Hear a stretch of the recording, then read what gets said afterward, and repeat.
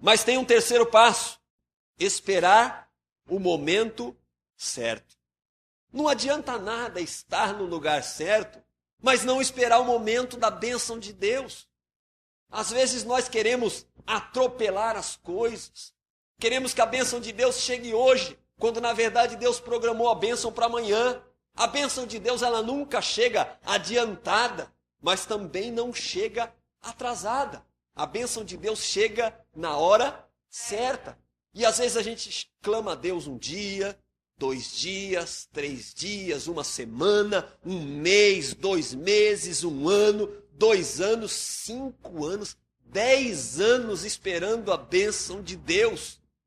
E quando está quase chegando a nossa vez, nós perdemos a esperança, perdemos a expectativa da bênção e vamos embora.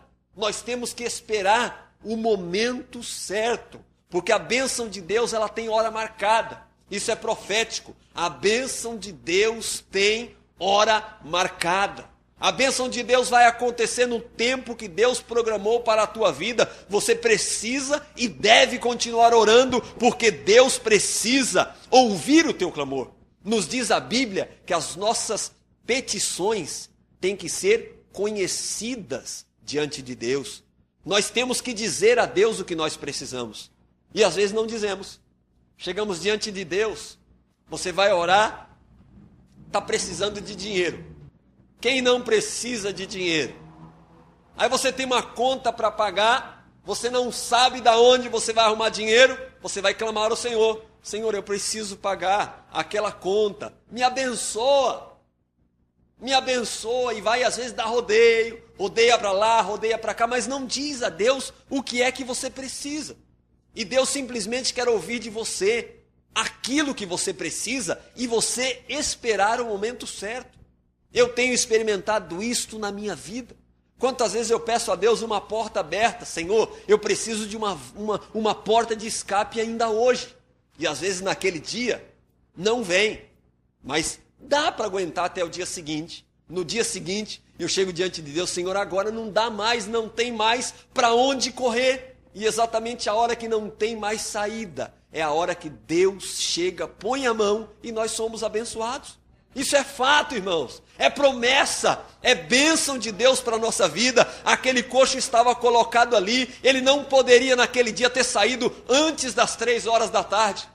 Traçar um gráfico estatístico, por exemplo, como bom engenheiro é muito fácil fazer isso.